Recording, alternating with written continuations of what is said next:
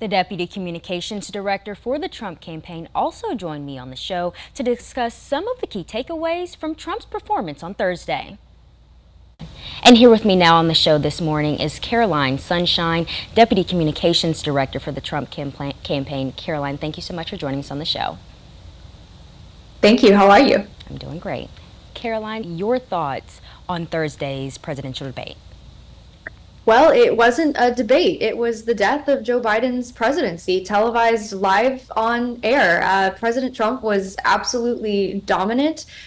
He was clear. He was authoritative. He had a command of the issues that are most important to the American people. He spoke with authority about his record. And Joe Biden, I think, within the first 2 minutes of that debate, debates are always about policy. They are also about presence. And Joe Biden's presence within the first 2 minutes of that debate, I think, was downright frightening to the American people. But I actually think the debate served the American people's interests in the sense that we knew the debate was going to show a very clear contrast between these two candidates. And do you think Trump's efforts to position himself on abortion were effective in Thursday's debate?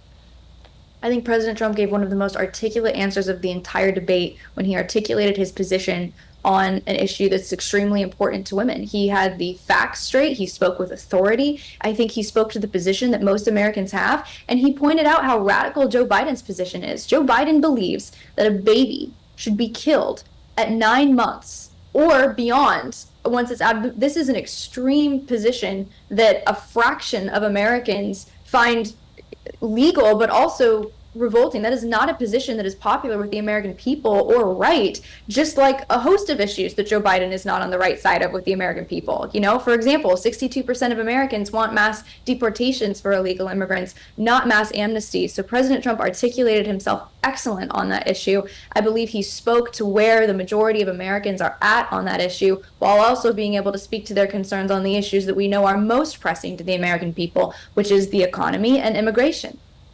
Caroline, I just want to clarify, President Joe Biden did say in Thursday's debate that he did not believe in late-term abortions unless there was an issue of an emergency and that abortion needed to take place. But I want to jump back to that conversation. I think President Biden made his position very clear to the American people on where he stands on that issue, and I don't think it's a stance that is popular with where the American public is at. But I want to jump back to the conversation on Roe versus Wade. We did see that former President Donald Trump is still taking the stance that he helped to appoint the 3 justices that helped to overturn Roe versus Wade. And I want to get your stance on how do you think that that is going to impact his support among voters who may still be concerned about the conversation on abortion and abortion access? Again, I think where President Trump articulated himself on the debate stage is the position where the majority of Americans are at. President Trump articulated himself extremely well on that issue. I cannot say the same for Joe Biden. Look, the American people, that decision has been returned to the states. That is what the American people want. President Trump articulated himself. I can't articulate it better than President Trump did last night, and I believe that voters are going to see that just as they saw on that debate stage. In Caroline, I want to go to something that former President Donald Trump said during Thursday's debate in regards to the January 6th insurrection that took place.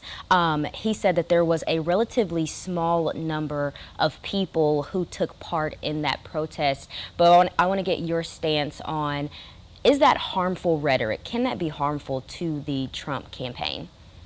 What's harmful is what President Trump pointed out on the debate stage, which is that he offered Speaker Pelosi at the time 10,000 National Guard troops to secure the Capitol. And what has now come to light is that Speaker Pelosi declined. She declined those troops. She knowingly declined those troops. And she admitted on video that she regrets that and that January 6th is on her shoulders. I think that was a very revealing moment for the American people. And I'm glad President Trump brought it to light. President Trump was also pressed on, accepting the election results. And he gave an answer that is where most of the American people are at, which is that if the election's free and fair, he'll accept the results. And if you don't have a free and fair election, you don't have a country, right? Caroline Sunshine, Deputy Communications Director for the Trump campaign. Thank you so much for joining us on the show this morning, Caroline.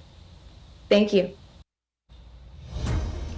The Black vote will play a pivotal role in this year's presidential election, and both candidates know it. Coming up on Capital City Sunday, I sit down with the National Urban League president on what the candidates can do to garner support.